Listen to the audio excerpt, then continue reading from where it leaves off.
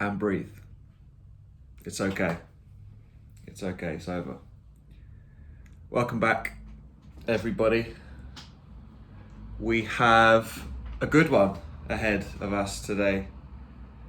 So obviously, I kind of wanted to.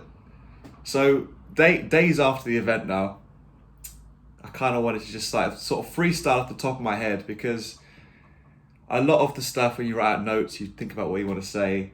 I think a lot of it is kind of how I'm assuming a lot of people are feeling, or maybe still now, days after the event. But I think throughout the whole tournament, especially because we all knew it was in England, we knew the group games were going to be in England, semi-final and final was going to be in England.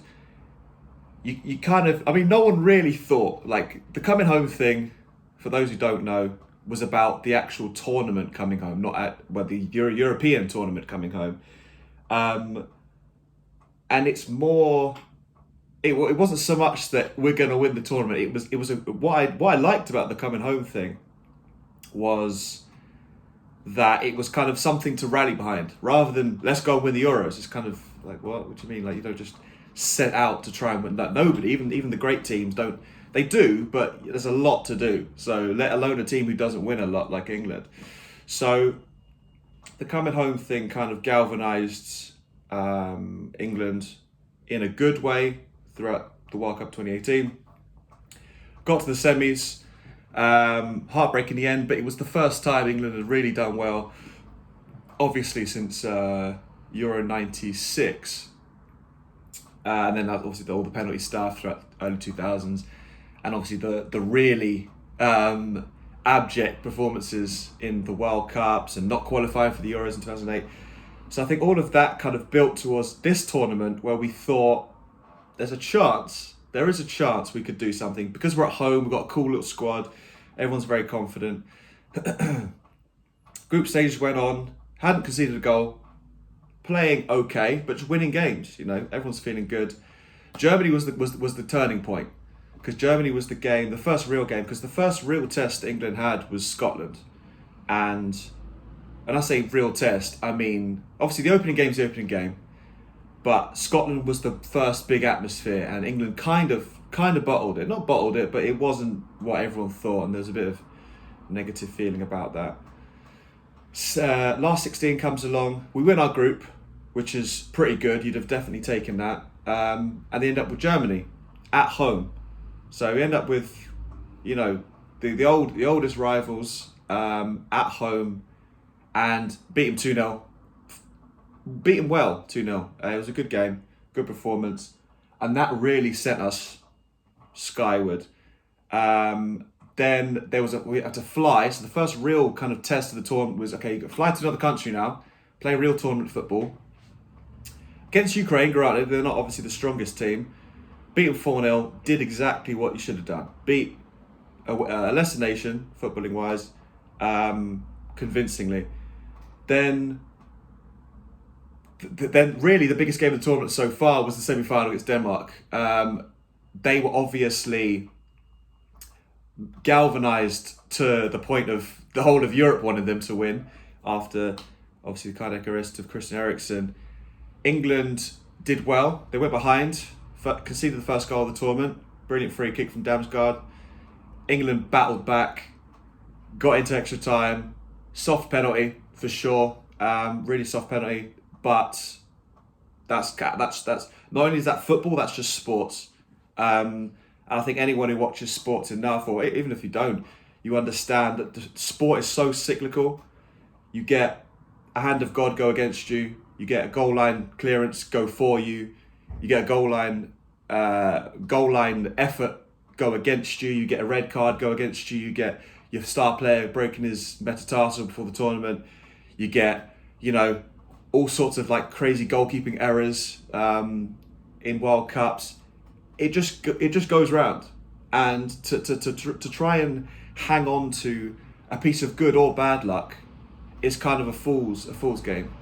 So I think in football and in sport, when you get good luck, take it, run with it, because you're gonna get some bad luck, and then you're gonna have to take that and run with that, because whoever benefited from that is going to be taking that and off to the hills and celebrating with your victory. So, after the semi-final, everyone was like, okay, that's a soft penalty, but we won the game. I think we deserved to win the game.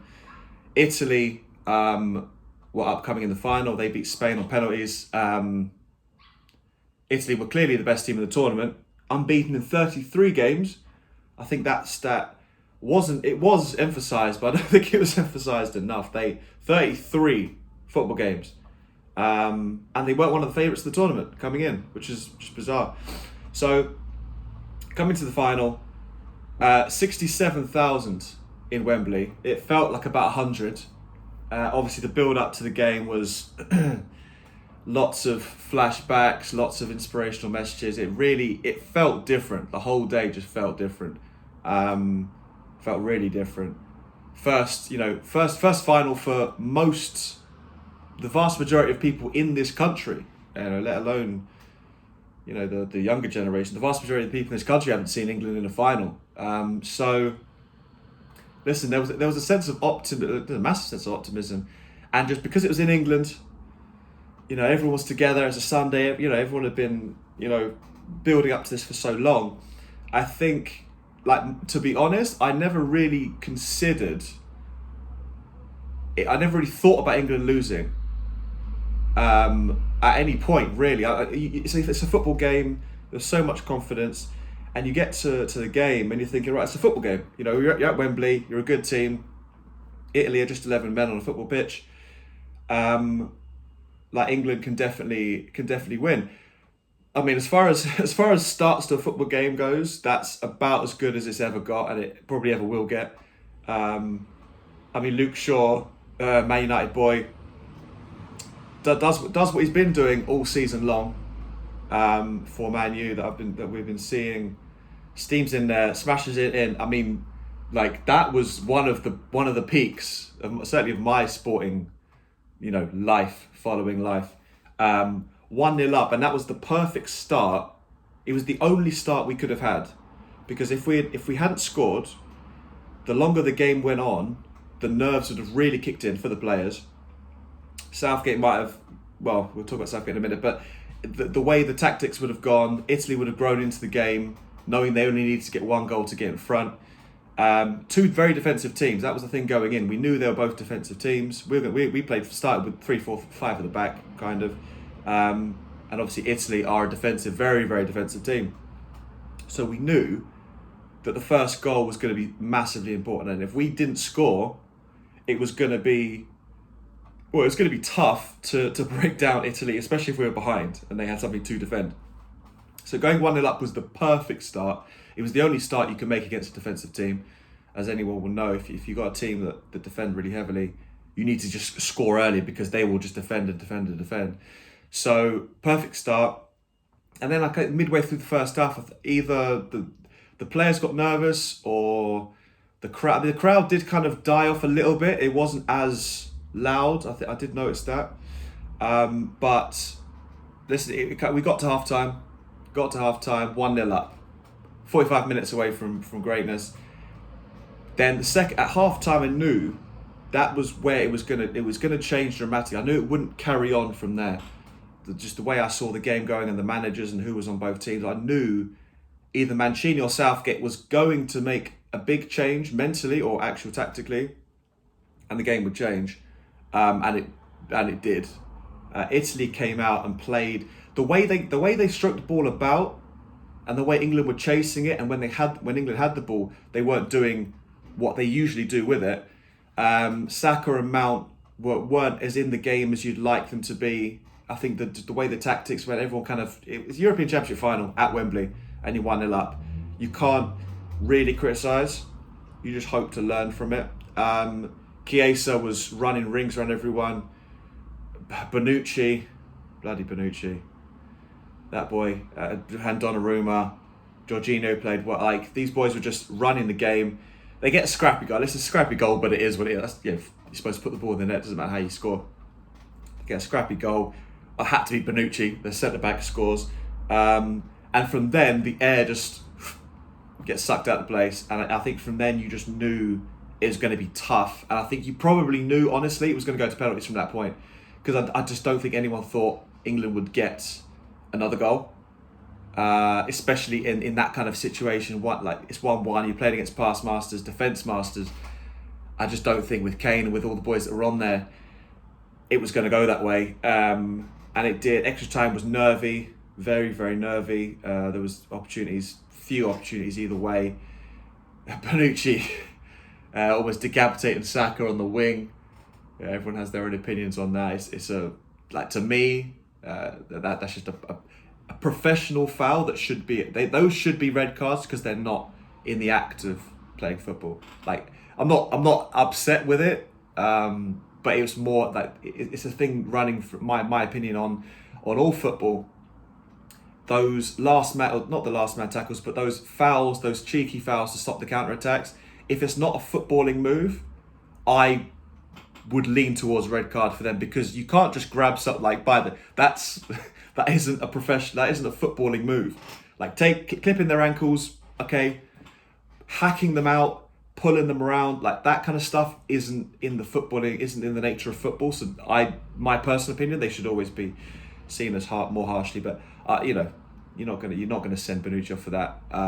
You could, but I don't think you would in the end. Penalty shootout, it had to be, didn't it? It had to be. Like there wasn't going to be. It was, of course, it was going to go to penalties at Wembley. And I think from then, everyone in the back of their head. That's when I started. Yes, I was saying earlier about not really considering England were going to lose. The first time I started considering it was sometime during extra time, and I thought we're going to go to penalties here. And I was looking at the team, and I didn't know where the penalty takers were.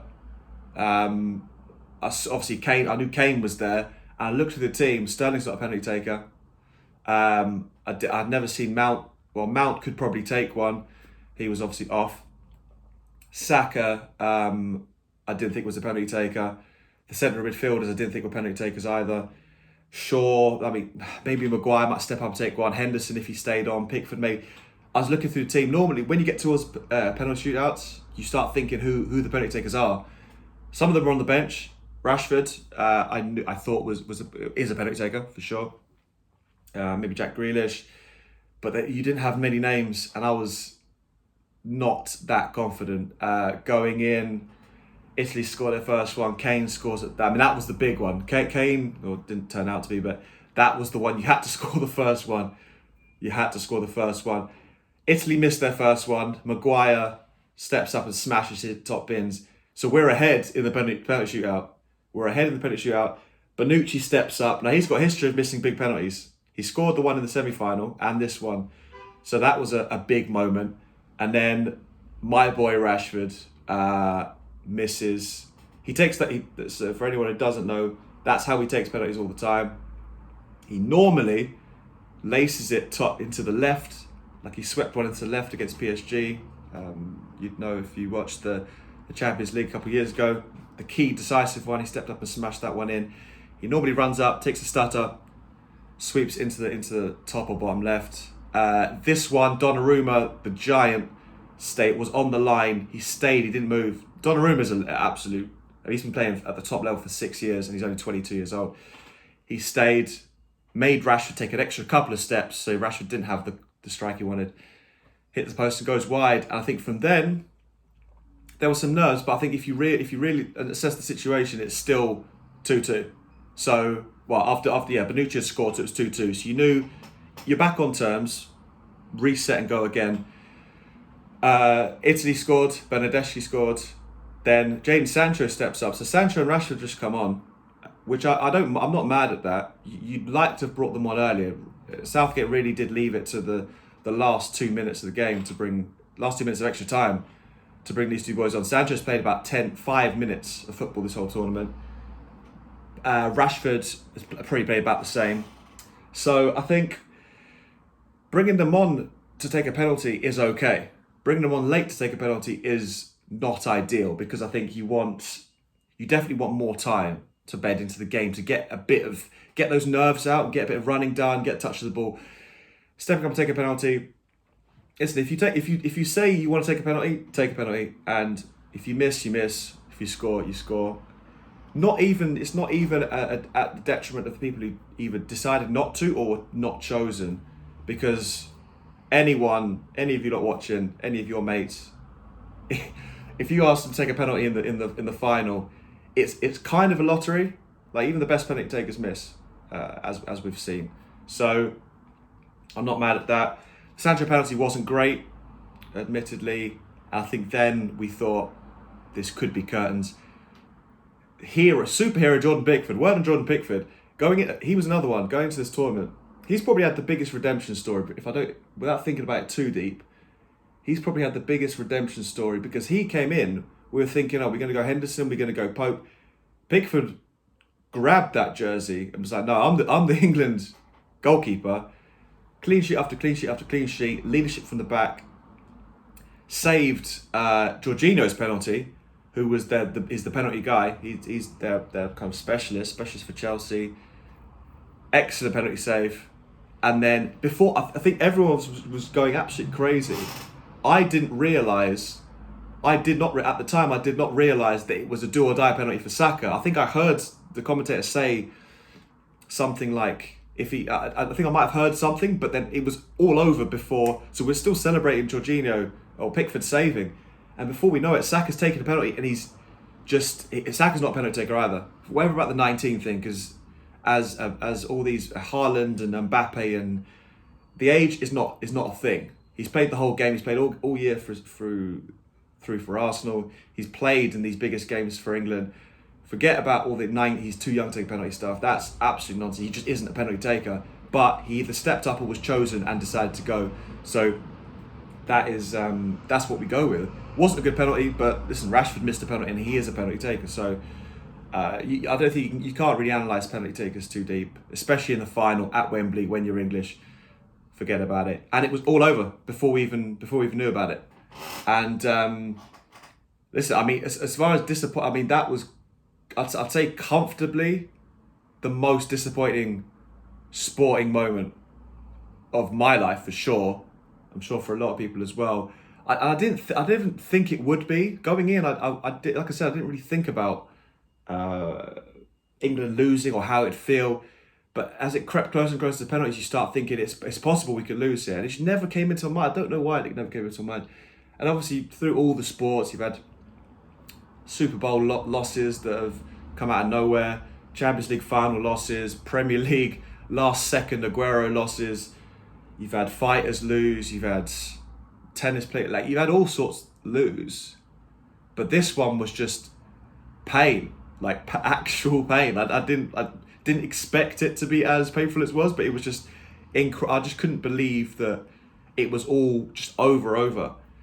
And then everything that came after it, and that's come through up until now, everything on social media, you knew straight away. I think that was why that's probably the majority of why I was so disappointed, is because I knew what was coming. As soon as Rashford, Sancho and Saka missed, I knew what was coming. And that's been borne out. But why I'm pleased with the reaction up in Manchester and the reaction across the world. Like, there are positives to gain from it. Not going to go into too deep, because that's a whole nother video that I wouldn't really do. It's not really what I'm here to talk about. But yeah, I just knew that was coming. But I am pleased with the reaction.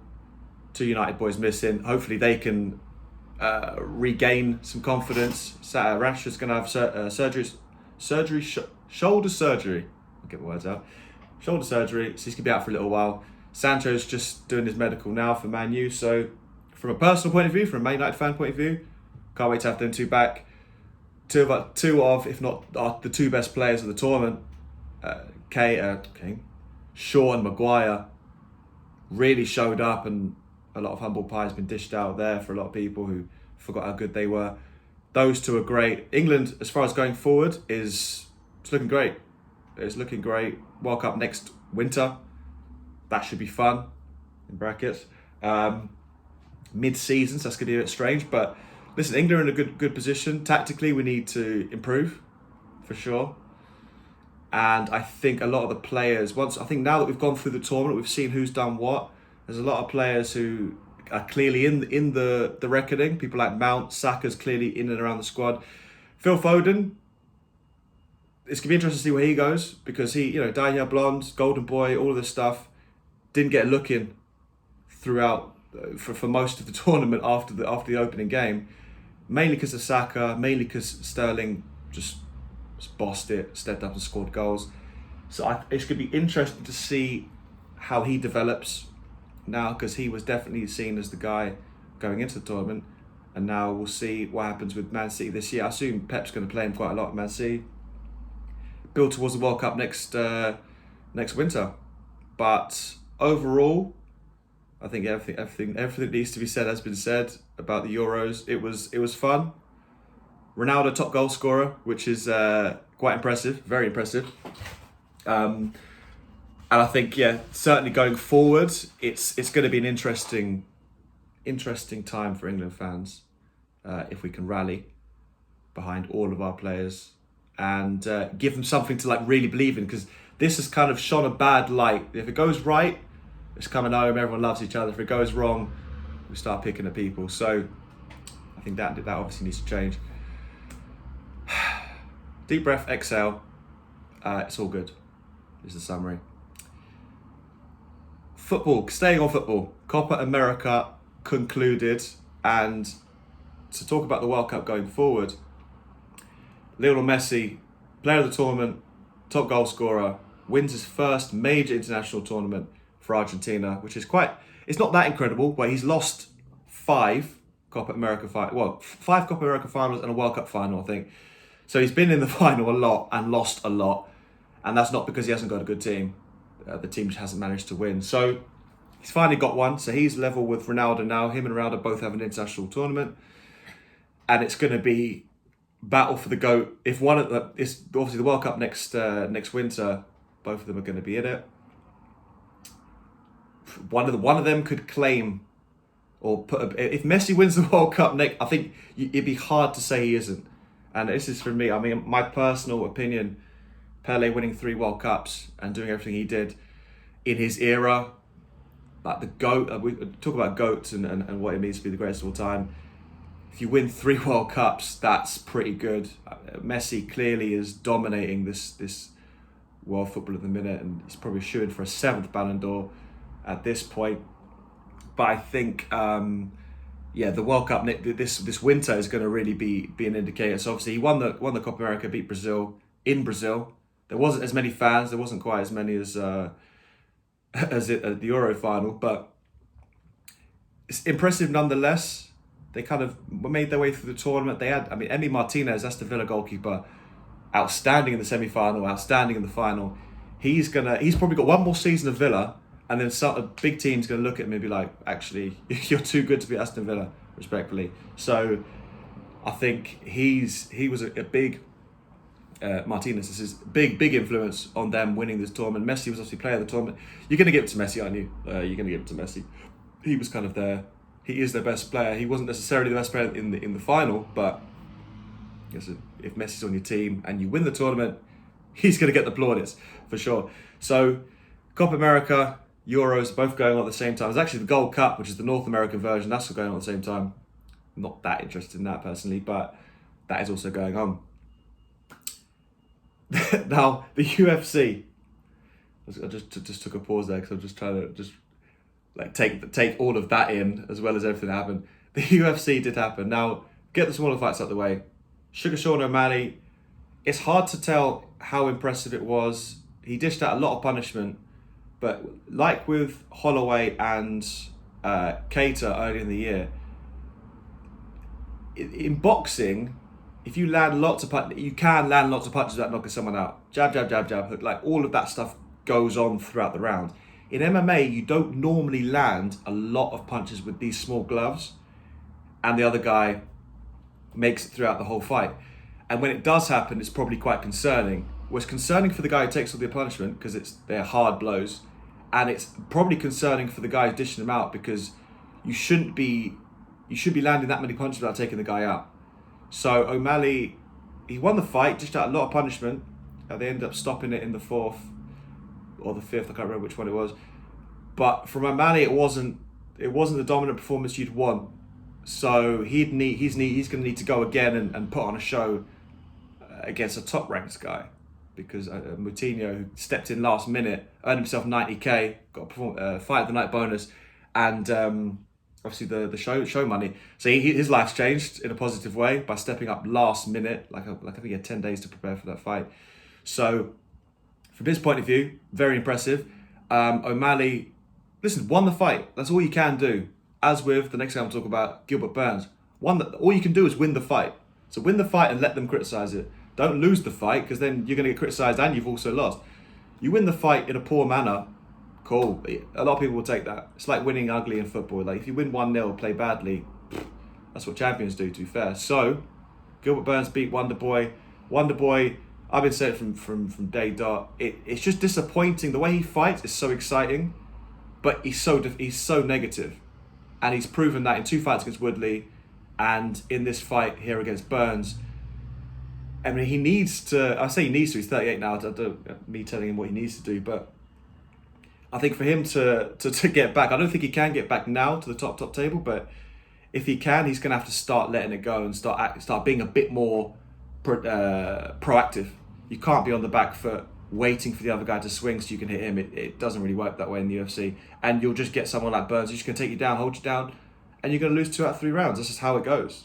So, listen, that's my thoughts on one of them. But main event, obviously, Conor McGregor, Dustin Poirier, 3. Trilogy fight, 1 apiece. Now, the build up to this fight was what we expect from Conor McGregor, or old Conor McGregor. He looked intense. The family wasn't there. He looked very intense, very angry. In my opinion, genuinely so. He looked like he'd been embarrassed in that first or the second fight in January. I think he probably thought he was too nice to Dustin, which at the time probably seemed like the thing to do. You got your little son there. You got your wife. Listen, he had a year, 2 years out, a year out of the game since he beat Cowboy. All the pandemic stuff, quiet crowd, Abu Dhabi, all these things factored in. But this time he seemed like he was on it. He looked in better shape. The pre-fight stuff looked very intense. The fight itself, Conor looked good.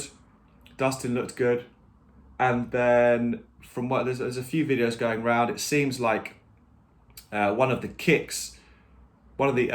higher kicks that Conor landed might have caught Poirier's elbow and had a little break there in Conor's tibia.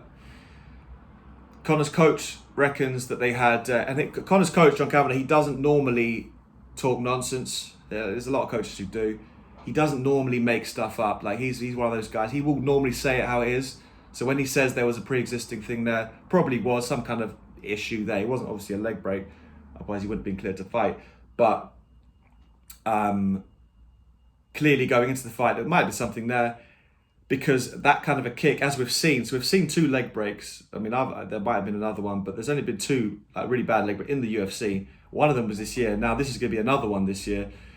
Lands a kick on Poirier's elbow, and then he puts his foot down, and then I think he throws another kick, and then when he puts his foot down again, as you've seen, lands on that part of his foot, not his actual foot, and that was it. And then it's probably more surprising to anyone else is the trash talking went up to overdrive while he was on the ground, furious, wanted made sure that it was written down as a doctor's stoppage. He didn't want it down as a TKO, which does show quite a lot of, narcissism, awareness, whatever you want to call it. Like he was ready. He was like, no, this is, make sure this just goes down as what it is. And then a lot of unsavory stuff came out of Conor's mouth, which I don't agree with. And he, obviously Poirier fired back some pretty legendary quotes from Conor and Poirier, to be fair. And then it sounds like it's not over, but Conor's going to be out for about a year. He's going to be back walking, apparently without crutches, for 6 weeks. Recovery starts from there. I would expect, sometime late next year. And in a year's time, Poirier's going to fight Oliveira now for the belt. Whether he wins or loses, I'm not sure. There'll be a title defense probably early next year. So Conor's going to have to wait 3 title defenses. Now, I don't think Poirier's going to be defending champion this time next year. That's what I just don't think that. just mainly because the division is so good, and Poirier is probably more likely to retire. But if Conor McGregor is looking like he's coming back, that fight, I feel that fourth fight kind of has to happen, because a leg break's not how you want to end it. Whatever you want to hypothesize about how the second round would have gone, the fact is you never know. We've seen enough fights go on through first round, second round, third round. They're all different. So saying Dustin was going to win or even Conor was going to win, it's absolutely pointless, because it's a fist fight. You'd have had your corner for a minute in between rounds. You'd have come out again, made some adjustments. Who knows? Dustin might have broken his leg. You just don't know. So I think the whole who's going to win is kind of pointless. Conor looked good. Dustin looked good. Conor went for a stupid guillotine, ended up on the bottom, and that's where Poirier did his work. That's just how it went. So going forward, Conor McGregor, like I said, it'll take a year out. I would expect it'd be either Diaz, Poirier in MMA, or the champ. Diaz, Poirier, or the champ. He won't get a title shot straight away, so before we forget that. It'd be Poirier or Diaz, probably. Or he'll go and do boxing. Jake Paul sounded like a better... If Jake Paul beats, or really beats, Woodley, we'll talk about that later on when it's coming up, I think that fight could be on. And judging by the logic of some people, Jake Paul should beat Conor McGregor. But that's, I don't know why, yeah, that's like a soundbite going forward, because there are people out there who think, A, that Jake Paul is going to beat and demolish Tyron Woodley, which he may well beat him. It's entirely possible, but there's a logic going around that Jake's going to beat Tyron. Therefore, that same logic should apply to Conor McGregor, because Conor McGregor's actually lost a boxing match. Jake Paul's 3-0 at the minute. So just chuck that one in there. That's a future thing, because they're going to fight in the end of August, Jake Paul, Tyron Woodley. So for Poirier, like I said, he's going to fight for the belt sometime towards the end of the year against Oliveira. That's going to be an incredible fight. The lightweight division itself is looking very interesting. There's so many good fighters and there's so many good matchups to make. So UFC's in good hands. I think, given where this fight ended, if McGregor got knocked out again, this is not the same thing. I think because of how it ended, because of how McGregor came in and he's gone out, this ain't over for sure. He will fight again. He'll probably fight Dustin again if Dustin wants to hang around for another 10 million payday or whatever he's going to get paid. So watch this space. Watch this space, everybody. Get some water. Okay. Wimbledon. Novak Djokovic. Need I say more? This boy, he is, well, now he's tied at the top.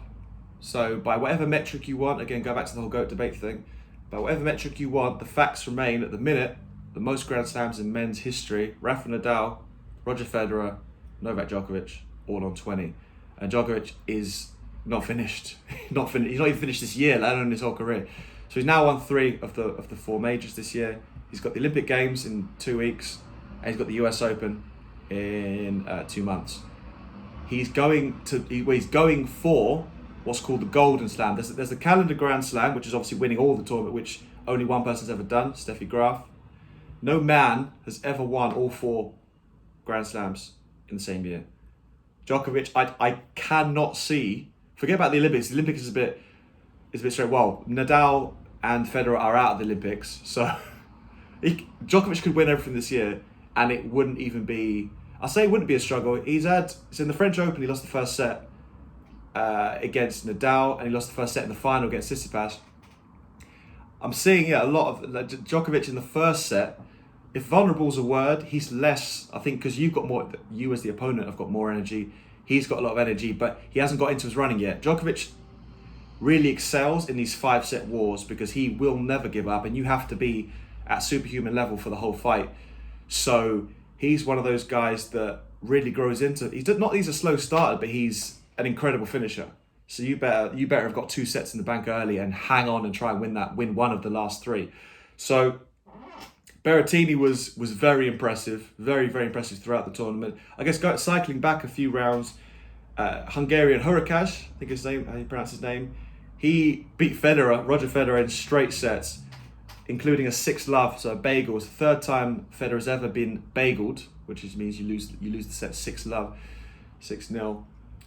that could be the last time we see Federer, but I think Federer would rather announce it's his last one, so the crowd give him an ovation, I guess, throughout the whole. They gave him a big standing ovation when he left the court, but I think you wouldn't want to just end it like that. And now Federer is obviously out of the Olympic Games. He's got a bit of a knee issue, so he hasn't got many Grand Slam, tournaments, and then I guess going a step further, wins left in him, I don't think. But I think he'll come back next year. If he doesn't play any more tournaments this year, which he probably might not, he's going to show up and try and play Wimbledon next year, and that will probably be it. At which point Djokovic could be long in the distance in Grand Slam titles. So obviously Djokovic's assault at history continues. Ashley Barty won the women's side. That was a good game. The final was a good game. She looked dominant throughout the whole tournament. She never looked really in much danger. She beat Pliskova in the final. So Ashley Barty's got 2 Grand Slams now. She's looking like she wants to kind of like claim the titles as best female player. That's entirely possible because that side of things is quite open, with Osaka kind of coming in and out, and then a lot of the other women not really claiming it. Serena Williams got injured. Her days are kind of coming to an end from a professional sports point of view. So it's kind of wide open for someone to claim. And behind Djokovic, it's exciting because you've got a lot of people. Shapovalov, Canadian. Obviously Hurkacz, you've got to the semis. Berrettini's good. Tsitsipas, Zverev, Thiem, Medvedev. There's a lot of guys who are kind of very good tennis players. So if Djokovic was out, you'd see a lot of people winning tournaments and building their brand. But because Djokovic is in there, he's kind of stifling. He's stifling the growth of these players, but also giving them something to aim for. But you're aiming for the greatest of all time, the best tennis player, whatever, the most wins. You've got a high benchmark to go for. But it's a better time if you're an up and coming tennis player.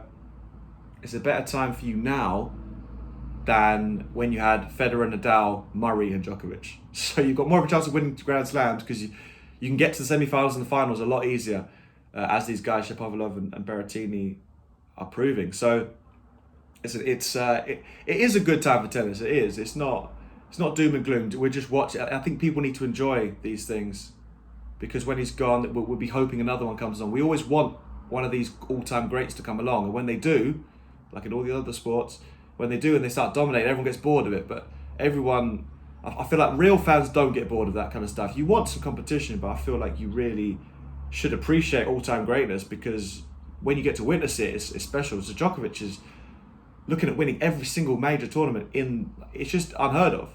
So no one's ever done it. There's a reason why no one's ever done it, because it's almost impossible.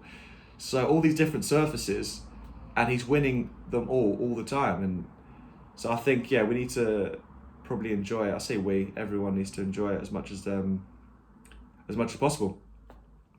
Switching countries, the NBA Finals is heating up. So I think going into it, the Suns were looking really good. The Bucks, it was all based on Giannis. How good would Giannis be? And he's putting in legend Michael Jordan level performances to keep the Bucks. Well, he got them back in it in Game 3, another 40-point performance. He's back to back. So he had 42 points in Game 2, which they lost. 40 points in Game 3, and now Game 4 is tonight. So the Suns are up 2-1. This game is the one. So Game 4 is always the one. So even if you're up 3-0, this is the game to clinch. And if it's 2-1, which is going to be either way, obviously, that's the game where you either stretch your lead to 3-1, and as we know, only one team's ever come back from 3-1. Shout out LeBron. And then if it goes to 2-2, it's game on from there. So if this game is going to be the game. So whoever wins this game, it's massive, like huge momentum swing. It's not just, we'll grab a game and we'll get them next time. If you go down 3-1, good luck. Especially if you're the away team, So the Phoenix Suns are going to get more games at home because they're the higher seed.